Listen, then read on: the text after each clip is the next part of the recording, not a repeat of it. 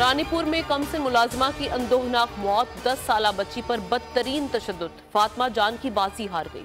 Social media पर viral video में मासूम बच्ची को तड़पते देखा जा सकता है। वालिदा का कहना है कि बेटी पीर असद शाह के घर में मुलाजिमा थी। असद शाह और उसकी बीवी ने तशद्दुद किया। फातिमा की पसलियां टूटी हुई मिली, जिस्म पर तशद्दुद के निशान हैं। पुलिस ने मरकजी मुलजिम को गिरफ्तार कर लिया। आज रिमांड के लिए अदालत में पेश किया जाएगा। मुलजिमा हिना शाह गिरफ्तार न हो सकी। SHO रानीपुर और झूठी मेडिकल रिपोर्ट देने वाले डॉक्टर गिरफ्तार। वाकई की हाई लेवल इंक्वायरी शुरू। रिजवाना पर तशद्दुद करने वाली मुलजिमा के शौहर सिविल जज आसिम हफीज को OST बना दिया गया। Chief justice Lahore high court के हुक्म पर नोटिफिकेशन जारी। 12 साला बच्ची लाहौर जनरल अस्पताल में जेर इलाज।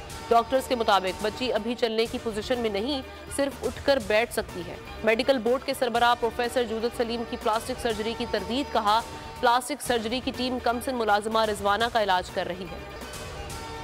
निगरान वफाकी काबीना आज हल्फ उठाएगी। वज़रा की तादाद मुख्तसर रखने का फैसला। अबूरी वज़ीर आज़म ने मुशावरत मुकम्मल कर ली। टेक्नोक्रेट्स और रिटायर्ड ब्यूरोक्रेट्स को शामिल किया जाएगा। किसको क्या ओहदा मिलेगा, मुमकिना नाम सामने आ गए। सिफारतकार जलील अब्बास जिलानी वज़ीर खारजा, सरफराज बुगटी वज़ीर दाखिला के मजबूत उम्मीदवार। सैयद मोहम्मद अली को इत्तलात। गौहर एजाज को वजारत तिजारत का कलमदान मिलने का इम्कान। वज़ीर खजाना के लिए शमशाद अख्तर और वकास मसूद के नाम ज़ेर गौर। अनीक अहमद को मजहबी अमूर की वजारत मिलने की तवक्को।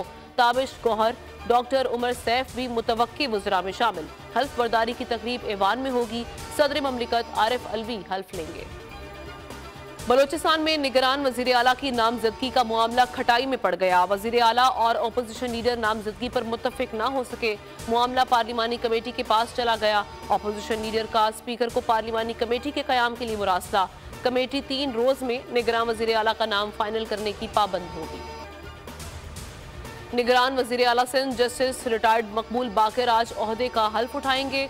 गवर्नर सिंध कामरान टिसोरी हल्फ लेंगे। हल्फ बर्दारी तकरीब गवर्नर हाउस में होगी। अहम शख्सियात और सियासी रहनुमाओं को दावतनामे इरसाल। आम इंतखाबात से कबल हल्का बंदियां नागुज़ीर करार। हल्का बंदियों के लिए कम अज कम 4 माह का वक्त दरकार। चीफ इलेक्शन कमिश्नर की जेर सदारत इजलास। अंदरूनी कहानी सामने आ गई। नई हल्का बंदियां कराने से मुतालिक कई तजावीज़ पेश। इजलास में बरवक्त आम इंतखाबात से मुतालिक कोई तजवीज़ नहीं आई। हतमी फैसला आइंदा इजलास में होगा। इलेक्शन 2 से 3 माह ताखीर का शिकार हो सकते हैं। रहनुमा पीपल्स पार्टी कमर जमान कायरा ने खबरदार कर दिया। बोल न्यूज के प्रोग्राम ऐसे नहीं चलेगा में गुफ्तगू। कहा, 2017 की मर्दमशुमारी पर इत्तफाक राय नहीं था, इसीलिए 2018 में 24वीं तरमीम की गई थी। तय किया गया था कि अगले इलेक्शन से कबल मर्दमशुमारी कराकर दोबारा नई हल्का बंदियां कराई जाएंगी। पुलिस की गाड़ियां जलाने का इल्जाम। शाह महमूद कुरैशी और असद उमर की इंसदादी दहशतगर्दी अदालत में अबूरी जमानत की दरख्वास्त। मौक़िफ़ अपनाया कि गुलबर्ग पुलिस ने 11 मई को पुलिस की गाड़ियां जलाने का इल्जाम लगाया। इल्जाम बेबुनियाद और झूठा है। जलाओ घेराव के मुकदमे में गिरफ्तारी का खदशा है। शामिल तफ्तीश होने के लिए अबूरी जमानत दी जाए।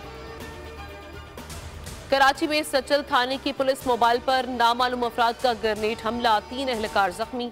हमला उस वक्त किया गया जब पुलिस मोबाइल इलाके में गश्त कर रही थी। ऐनी शाहिदीन के मुताबिक हमलावर मोटरसाइकिल पर थे और मास्क पहना हुआ था।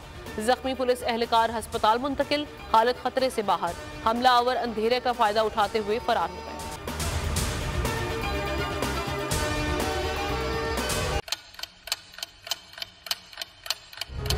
आप लोग इस मुल्क पाकिस्तान में आजाद हैं।